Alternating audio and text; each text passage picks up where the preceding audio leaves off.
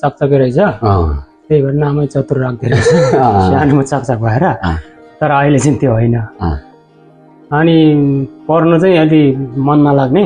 भाग्नु मात्रै खोज्ने रहेछ सानोमा अनि सानैदेखि काठमाडौँ बस्यो पक्नचलमा बस्यो सानोमा अनि अलिकति ठुलो भएपछि बाहिरतिर जाने प्लान पनि गरेँ अनि त्यहाँतिर यसो अब यो जस्तै यो प्लान अथवा जो यो कसरी फुर्यो तपाईँ बाहिर जाने विदेश जान्छु म भन्ने चाहिँ कसरी फुर्यो अथवा कसैको आइडियाबाट हो कि कसैले सरसल्लाह दिएको हो कि के होला त्यतिखेर पहिलो सुरुमा हाम्रो उता गाउँको चाहिँ दुईजना दाइहरू चाहिँ त्यतिखेर त अब आरब भन्थ्यो होइन आरब भनेको भएर त साउदी रहेछ अहिले बुझ्दाखेरि आरबबाट चकचके रहेछ त्यही भएर नामै चतुर राख्दै रहेछ सानोमा चकचक भएर तर अहिले चाहिँ त्यो होइन अनि पढ्नु चाहिँ अलि मन नलाग्ने भाग्नु मात्रै खोज्ने रहेछ सानोमा अनि सानैदेखि काठमाडौँ बस्यो पक्नचलमा बस्यो सानोमा अनि अलिकति ठुलो भएपछि बाहिरतिर जाने प्लान पनि गरेँ अनि त्यहाँतिर यसो अब यो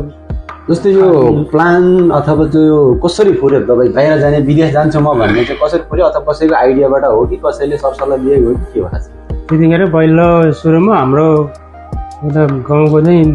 दुईजना दाइहरू चाहिँ त्यतिखेर त अब आरब भन्थ्यो होइन आरब भनेको भएर त साउदी रहेछ अहिले बुझ्दाखेरि आरबबाट